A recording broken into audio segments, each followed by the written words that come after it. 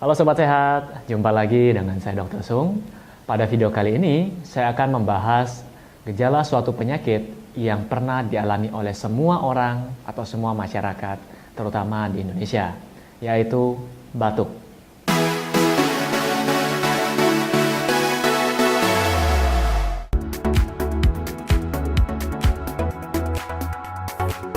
Jadi Sobat Sehat, sebenarnya batuk sendiri bukanlah suatu penyakit. Batuk merupakan gejala dari suatu penyakit. Mari dengar dulu penjelasannya apa itu batuk. Jadi batuk merupakan salah satu respon alami tubuh ketika ada benda asing yang masuk ke dalam saluran pernapasan Anda. Jadi hal ini dipicu oleh sistem saraf yang terdapat pada sistem pernapasan Anda, sehingga membuat kejang pada otot dada Anda untuk mendorong udara keluar dari paru-paru dengan kecepatan yang sangat luar biasa. Dan menurut perhitungan para peneliti, jadi ini pernah diteliti kecepatannya mencapai 300 mil per jam. Nah Sobat Sehat, infeksi saluran pernapasan akibat virus adalah penyebab utama dari sebagian besar mereka yang pengidap batuk, dan juga terdapat beberapa penyebab lain yang dapat menyebabkan gejala batuk ini. Di antaranya adalah penyakit asma. Bagi mereka yang menderita asma, mereka akan menderita sesak napas dan tentu saja akan disertai batuk. Kemudian penyakit paru obstruktif kronik atau obstruktif menahun atau yang kita sebut dengan PPOK. Ini juga gejala utamanya adalah batuk yang berkepanjangan. Kemudian rinitis alergi, misalnya alergi terhadap debu atau serbuk sari. Bagi mereka yang di rumah, kamar yang tidak bersih, gorden yang tidak pernah diganti, atau sofa yang tidak pernah dicuci, di sini mereka lebih mudah mengalami alergi terhadap debu.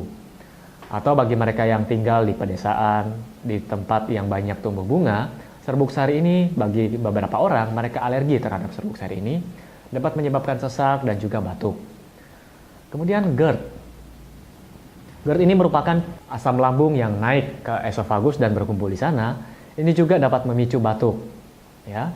Kemudian cairan dari hidung yang menetes ke tenggorokan, merokok atau menggunakan tembakau, ini juga dapat menyebabkan batuk. Kemudian paparan debu, asap, serta bahan-bahan kimia lainnya, ini juga dapat menyebabkan respon batuk pada saluran pernapasan kita. Nah, biasanya apabila penyebab ini dihilangkan, maka batuk akan berhenti dengan sendirinya.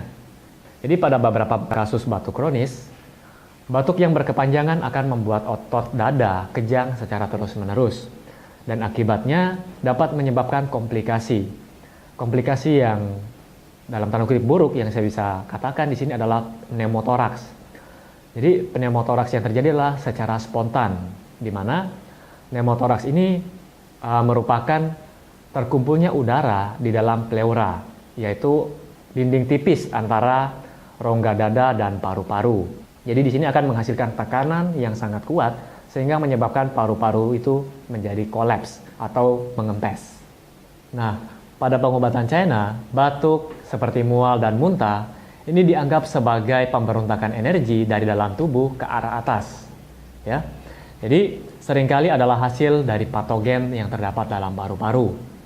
Terkadang hal ini juga disebabkan oleh gejolak emosional yang mengganggu jaringan atau organ hati dan pasangannya, yaitu kandung empedu, di mana meningkatkan energi ke atas dan melukai paru-paru. Jadi mungkin Anda bingung, ini adalah bahasa akupuntur. Mungkin jika Anda bingung, Anda tidak usah terlalu memusingkan hal ini. Oke, pada umumnya kasus batuk yang sering saya jumpai di praktekan saya adalah disebabkan oleh common cold. Mungkin orang awam menyebutnya dengan sebutan masuk angin, tidak enak badan atau greges dan sebagainya.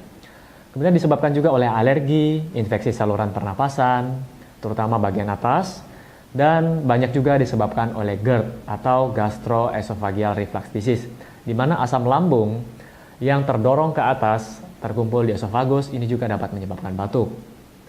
Kemudian saya juga mendapatkan hasil yang memuaskan dengan menggabungkan terapi medis dan terapi akupuntur, di mana dengan melakukan terapi akupuntur, energi yang terdorong ke atas tadi akan dapat dinormalkan kembali ke bawah.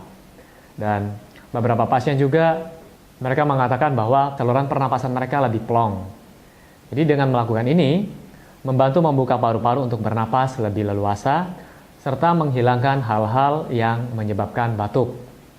Oke? Nah, lendir atau dahak sering dianggap sebagai penjahat dalam tanda kutip yang dapat menyebabkan batuk berkepanjangan atau batuk kronis.